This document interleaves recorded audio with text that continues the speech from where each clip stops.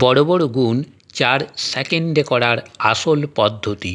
দেখুন 8000 7-এর সাথে 7004 এমনি যদি নিয়মমাফিক গুণ করতে যান তাহলে অনেক বড় হয়ে যাবে এবং প্রচুর সময় লাগবে, এবং 4 আর 1 5টা লাইন হবে, আর এখানে দেখুন একটা লাইনে হয়ে যাবে। কি করে সেটা মন দিয়ে দেখুন। প্রথমে ডান দিকে 7 আর 4 গুণ করে দেবেন। 4 7 কত হয়? 28 হয়, কিন্তু 28 লিখবেন না, তার আগে একটা 0 লিখবেন, অর্থাৎ 3 ডিজিট করবেন, অর্থাৎ 0 to 8 লিখবেন। এরপর বাঁ পাশে চলে আসবেন, 7 আর 8 গুণ করবেন।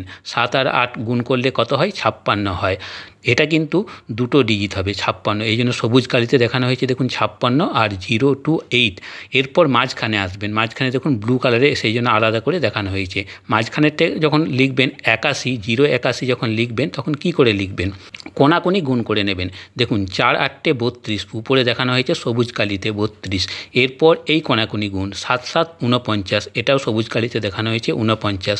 এরপর 32 আর 49 যোগ করে দেবেন।